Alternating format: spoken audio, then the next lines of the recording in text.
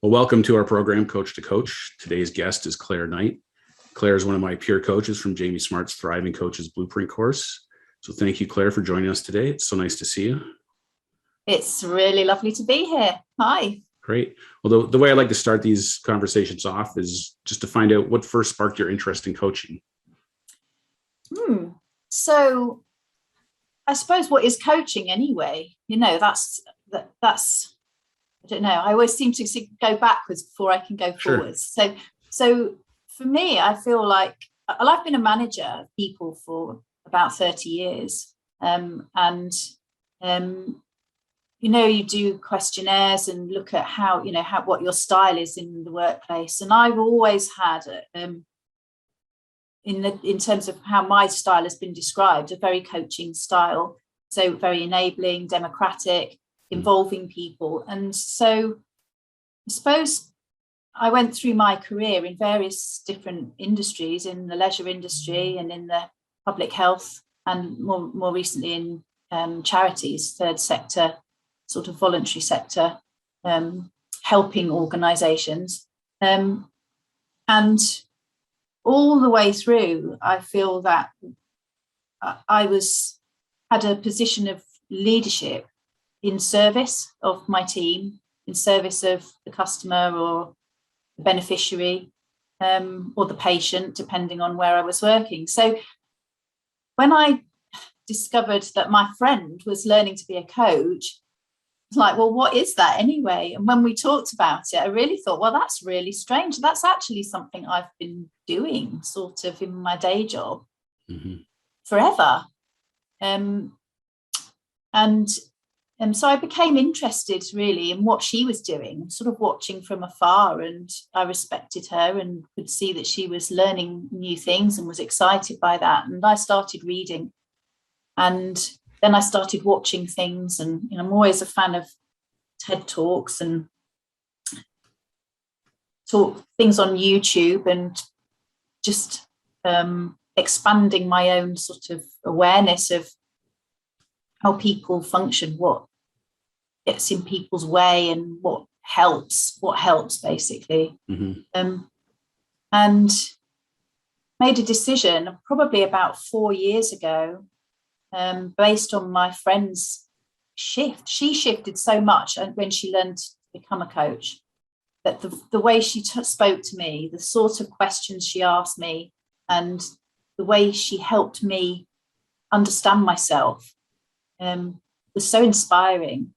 About 4 years ago, I decided, well, I think I could do that more effectively if I actually went on a course. So I basically spent ages researching different types of courses, listening to different coaches in action, reading books that coaches had written. And I'm a very reflective person. I just took my time and leaned into the things that really spoke to me. And in the end, I chose a coaching course and dedicated some proper study time to do that last year. And from that point onwards, I feel that I'm blossoming as a human being, much like I watched my friend several years ago. The things I've learned and the practice of actually coaching in a consistent and I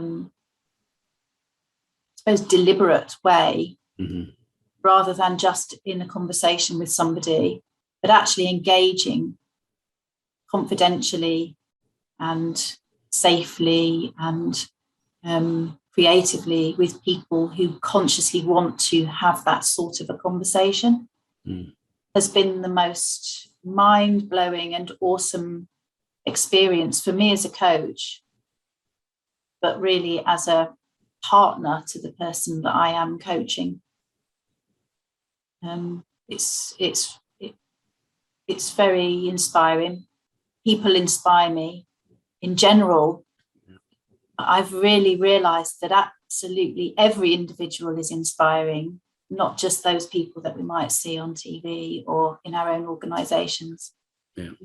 But actually, up close and quietly, what coaching has shown me is that we're all unique, and given the best, most fertile environment, we can all be the best of ourselves with no holds barred. And that's been just a real learning curve for me around what is coaching and how does coaching work and how can it help people? How can I help people? Don't know if that's really answered your question. Yeah, if I'm it has, honest. totally. Well, I'm similar to you in that managing and leading teams of people in my professional job for years. I realized recently that like I've been doing this coaching thing for 20 years, and I never would have called it coaching, but like that's basically what I was doing. Yeah. Now I wasn't as good at it as I hoped to be one day because I didn't really know what I was doing. I was just kind of following my gut instincts and kind of leadership stuff that I learned or whatever. But I mean, the key to it, I think, is what you just said. It was coaching people from a position of believing in them and seeing in them stuff that they don't necessarily see for themselves at the time. And I mean, it's funny. I named my company Team Unleash Your Potential because that was my whole. The first time I read this word potential, I thought that just stuck with me, and just that, you know, myself and the people that you come in contact with, like most of us operate at a 2 or 3 out of 10 versus what we're capable of doing. And we get comfortable down there. But everyone's got so much more to give and live and enjoy. So it's funny. I was writing a script this morning because I do a video every Thursday called My Thursday Thought.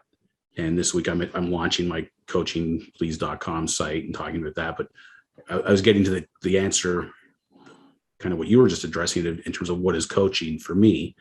And I wanted to make a distinction for my audience anyway between coaching and therapy. Like it's not, because I think when people think about therapy or mental health, there's this big hurdle to get over in terms of like admitting you have a problem or that you need help or whatever. And I think coaching is a much softer way of helping people. And you're not, you know, it's not, you know, and especially the style of coaching that we've learned in with Jamie, it's you're just helping them uncover answers they already have inside them. You're pointing them in a direction.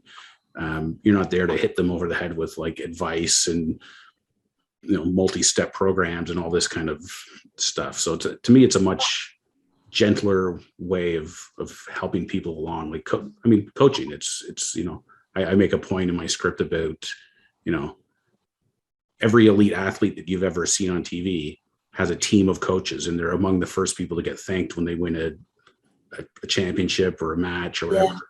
And so there's no shame in being coached or seeking out coaching. You know, it's a natural kind of, if you want to improve yourself, there's almost no better way to go than to have a coach.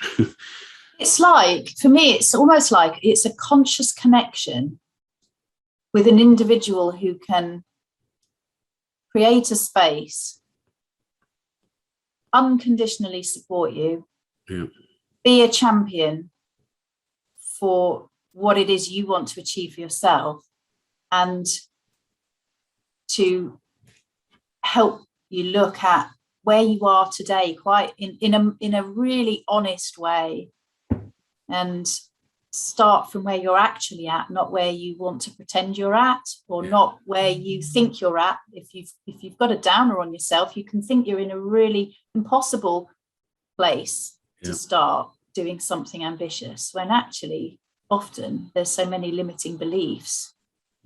It's just not true. We're always ready to be where we are today. That's just where we are today. So like, let's get started.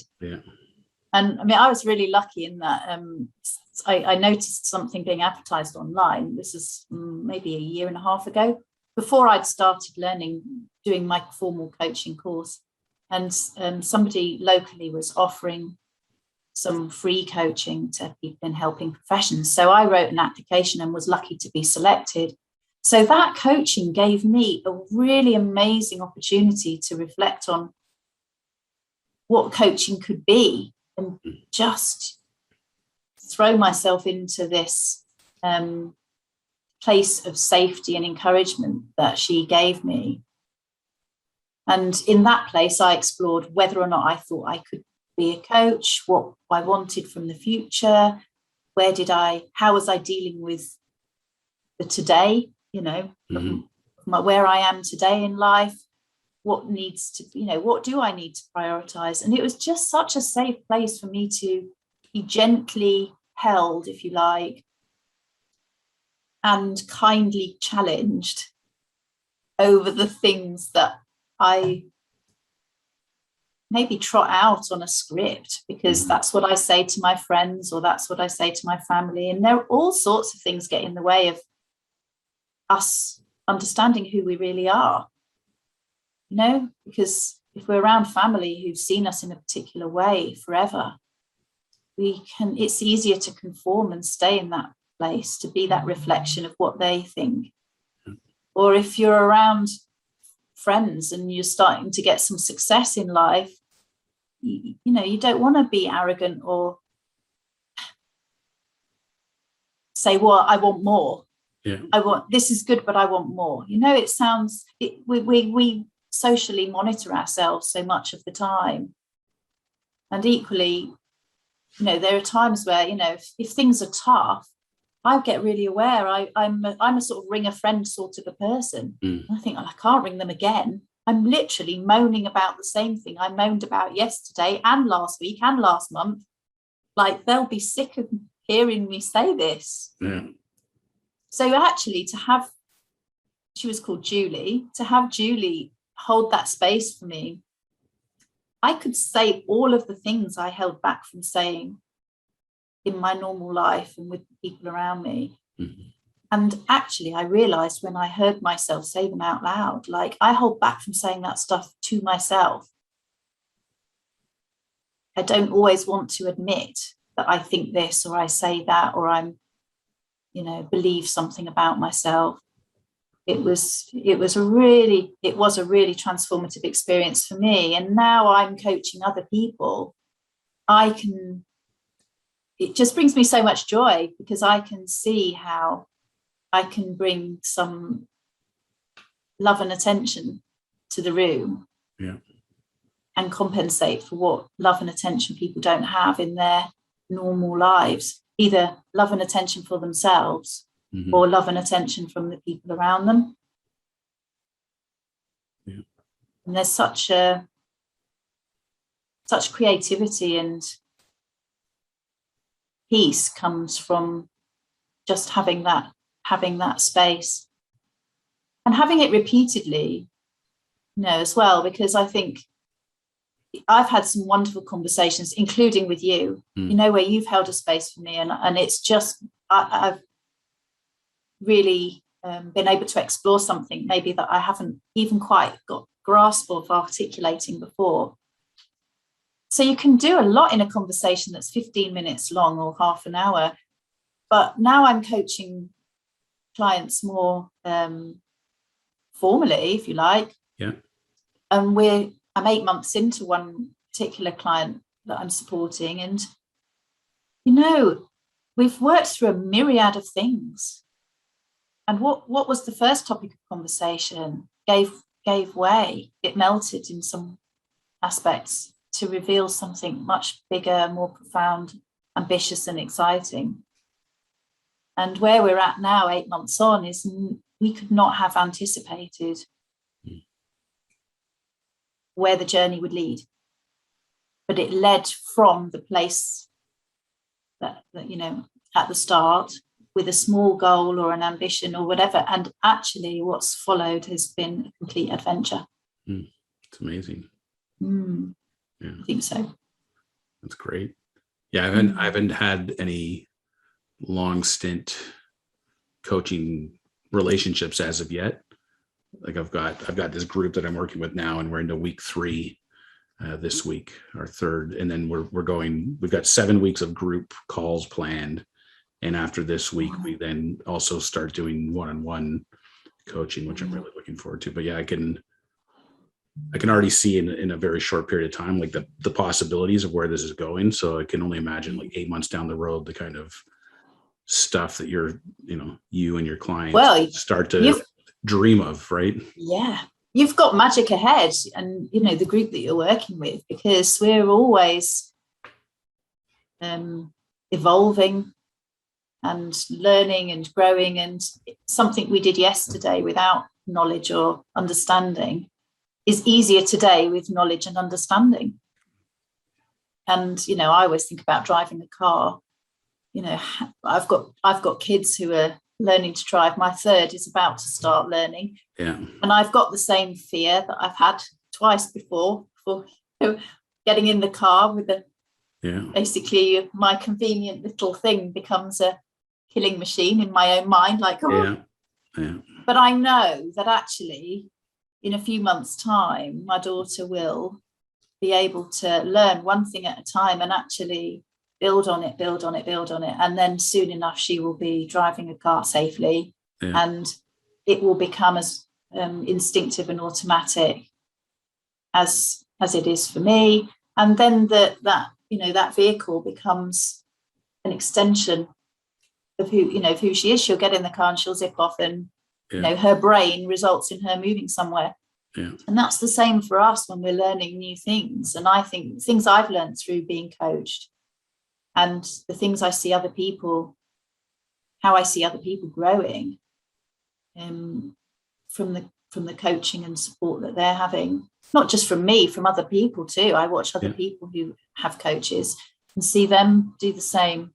It's one small step, it's one shift in understanding, it's one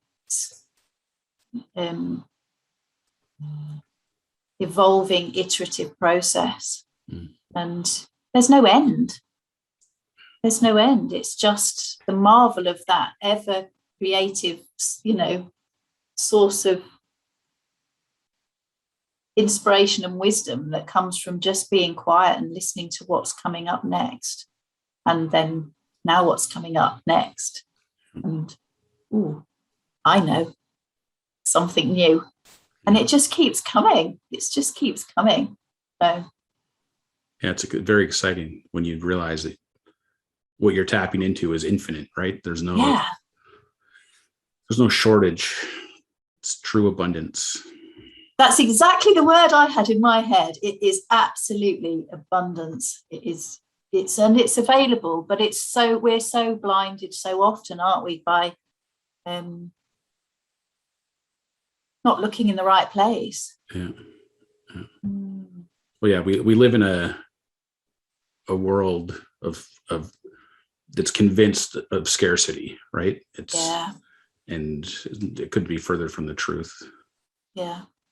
But you know what? On the days where I don't feel abundant myself, I don't feel it. Yeah. And so we're all human. And I think that's the other thing is I used to think that coaches or really successful people were just, I don't know what, grown from different soil or something, like they were so positive and dynamic and always, on it. And now I realize, maybe I'm just older and wiser, but maybe the coaching is helping me to understand that just being human, things just come up and then they pass. And actually so many things that I might have previously thought of as barriers that would stop me in my tracks, and that's it, end of effort to do anything different, actually aren't real. Just let's hang on till tomorrow, and actually that thought will pass. And or I can have negative thoughts about myself or my confidence. I might have imposter syndrome this afternoon, but it's just my thinking. I can have imposter syndrome and still do that thing. I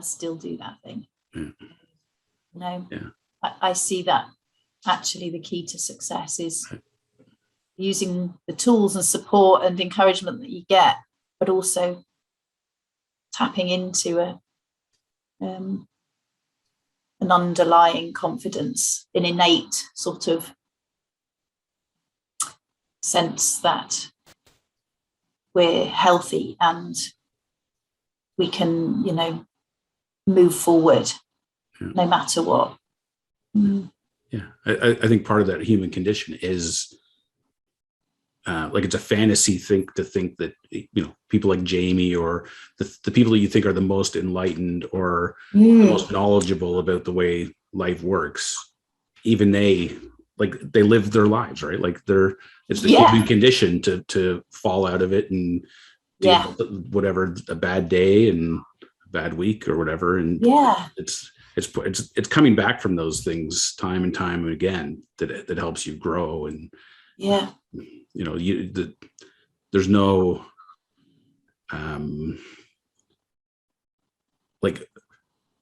living the perfect life doesn't exist.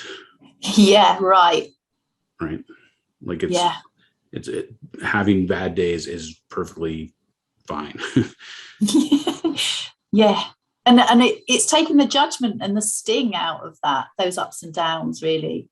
Is just really great to remember that.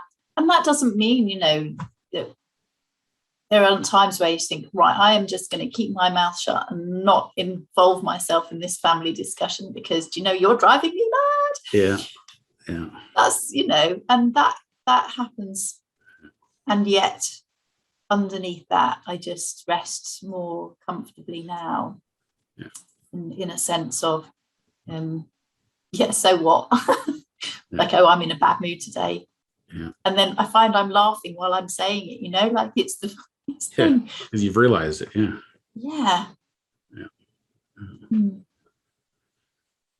Tell us a little bit more about your business. Is there a particular audience you're working with, or what are you focusing on? I've like I say, I've only been offering coaching for since the beginning of this year, and it's really strange. Because I still work in a charity where I've been working for 3 years, and I've been in the sector for 15.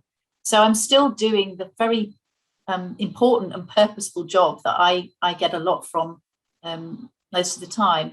So that I'm coaching, I've got 3 people I'm coaching outside of that at the moment, and every person is completely different. And very strangely, I feel that people have stumbled into each of these connections in very different ways. So I'm not I'm on LinkedIn, so Claire Knight on LinkedIn, and that's anybody who wanted to have a conversation can contact me there. But I haven't got to the point where I'm offering a package that's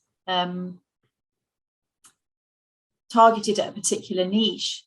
Every person I'm supporting is completely different. And I suppose that's the underlying similarity, is that they and I have a lovely connection. It's like a chemistry thing. And for me, I can tell that actually the first conversation we had, I helped them with something, and it was clear to me that our rapport was really great. I felt that I could say, well, I'm available if you're interested. I would love to work with you and support you with that. And in each case, the issues are completely different. But what we have is a sort of, it's like going into another dimension where we connect on our computers. We're all still working remotely. And yet here we are in that, like you and I are now, having a really quiet conversation where there's space and attention and unconditional positive regard. That really, I see the not visibly, in some aura sort of a woo-woo sense, but I feel is maybe a better term. I feel the person I'm talking to, and I just want to pay attention and listen. Mm-hmm.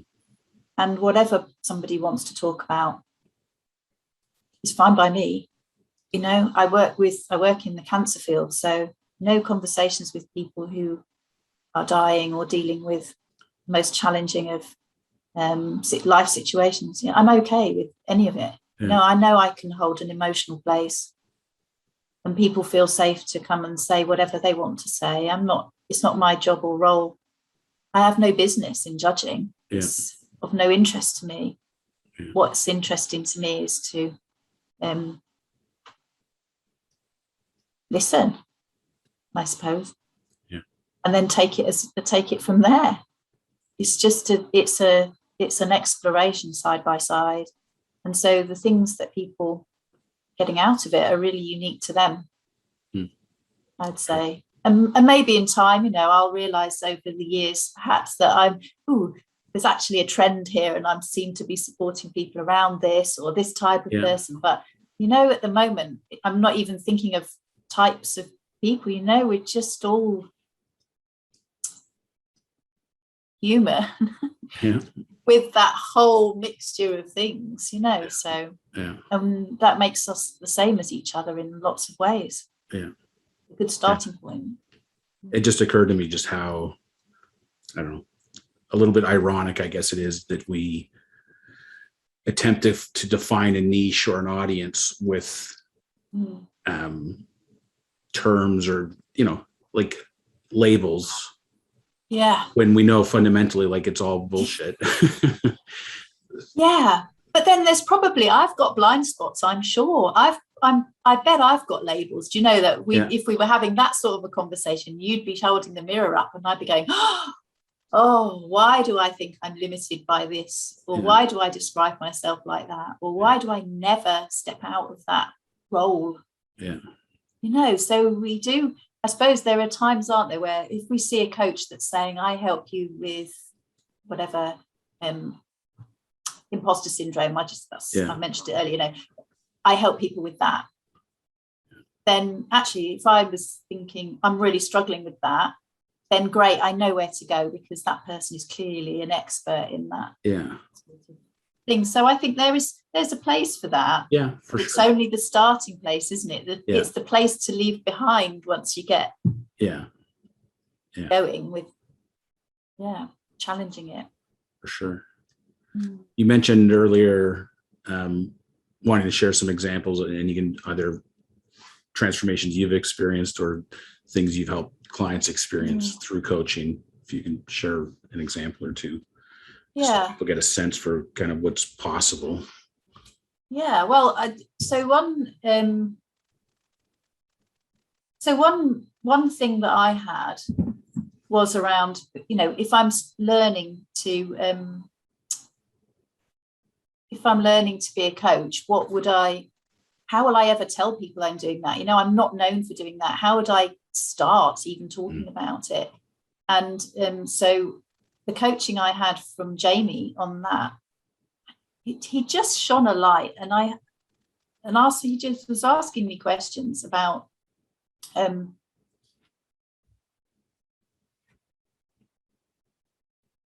where I was at in reality. And I had to admit to myself and to him clearly that actually I was wasting a load of time and effort worrying about what other people would think. And the complete ridiculousness of it, just in articulating the actual reality of what I was worried about, the fact that it was ridiculous, just in that quiet space where the attention was so generous and caring, I could be realistic. And that actually something just burst like that. And I just thought, it sounds so obvious, like I can't control what other people think about me. Like, why am I worrying about something I have literally no control over? So it sounds so obvious, but if I hadn't have been in that quiet space, if I hadn't have been led to drink from the pond, if you like, and actually face the reality, look in and, see my reflection and think, what the hell am I actually doing here? What am I doing? And that mirror, that gentle mirror that was held up to help me see, it just made me laugh. But in an instant, something that was so concerning became super ridiculous. And I've just not worried about it since. Just not worried about it. Yeah. So, yeah. Amazing. Yeah. Yeah. And I also know that for people that I've been supporting, similar moments have happened for them where, you can suddenly see a lightness of across somebody's face, and actually I can sit quietly and wait and wait and wait for that thought to take form for them. And actually, it's nothing I say or do as a coach. It's what I don't say and what I don't do. I don't interrupt. I don't tell people what to do. I don't judge. It's having a human being in a room with you that doesn't do those things. So, yeah. That's great. If there was one thing you'd want people to know, what would that be? Wow. That you're whole and safe and innately healthy, perfect as you are.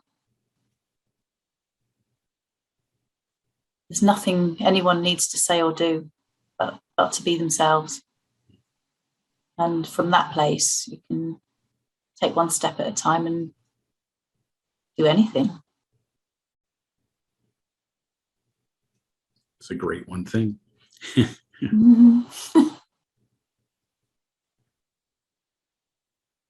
It's funny. I was watching one of the coaching sessions last night, and the lady was being coached, and she's a coach herself because of the coaching program. But she was talking about having a client who, she's going, I know she's not broken. Yeah. But she is broken. And she couldn't reconcile, she was almost there. Yeah. But she wasn't quite all the way in terms of her, I don't know if it's a commitment so much, but just that faith in believing that it's true. Yeah. And because certainly you're going to come across people who their issues or whatever they're dealing with, they appear to be broken. So it really tests your faith in the whole notion of people's innate perfectness, I guess is the well, there's just no such thing, is there? We've all got our own separate reality. Life looks different through my eyes than it does yours, but we can appreciate the same flower or the same success story or the same moment when listening to a band. We can be in the same situation, but our experience of it is so unique. So how as a coach can I know what the other person's experience is? It's my job to ask, to explore it, and to try and understand. And when I'm being coached, it's my job to, I suppose, surrender into that conversation and drop any pretense of being better or worse. Drop the pretense of being worse than I am. Or drop the pretense of being better and just literally show up as I am. Just show up. So, yeah. Great. So you mentioned LinkedIn. Is that the best place to people to get in touch with you, or if they want to find out more about Claire Knight and what you're up to? Claire Knight, yes. And I can share a link. I expect Yeah, if you send me a link, if that works. Awesome. Yeah. Well, this was terrific. I really enjoyed connecting with you again. Me too. It's lovely. We must do it to again talk, before another few months goes by. Yeah, for sure. For sure. Yeah, really enjoyed our conversation, and thank you so much for your time. It's a pleasure. Oh, me too, Greg.